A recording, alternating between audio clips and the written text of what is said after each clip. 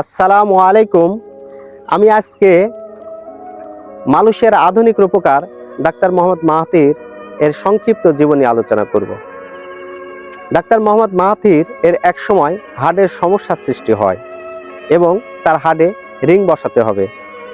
এমন তো অবস্থায় তার পার্শ্ববর্তী দেশ সিঙ্গাপুরে এই চিকিৎসা ব্যবস্থা ছিল। ডাক্তার মোহাম্মদ মাহাথির বললেন, আমি সিঙ্গাপুরে কখনো আমার এই চিকিৎসা করব না। তখন মালয়েশিয়ার সাথে সিঙ্গাপুরের রাজনৈতিক দ্বন্দ্ব ছিল। তিনি বললেন, আমার দেশে যতক্ষণ এই চিকিৎসা ব্যবস্থা সম্পূর্ণ না হবে আমি কোথাও এই চিকিৎসা করব না। তিনি 1 বছরের মাথায় এই চিকিৎসা ব্যবস্থা সম্পূর্ণ করলেন এবং তার দেশেই তার হার্টের রিং বসালেন এবং চিকিৎসা, স্বাস্থ্য এবং অর্থনৈতিক তার দেশে উন্নয়ন সাধন করলেন। কিন্তু আমাদের দেশের নেতারা সামান্য সর্দি কাশি হলে বিদেশি পাড়ি জমায়।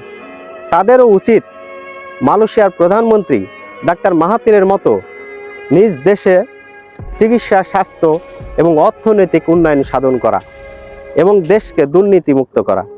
তাহলে দেশের জনগণ শান্তিতে বসবাস করতে পারবে।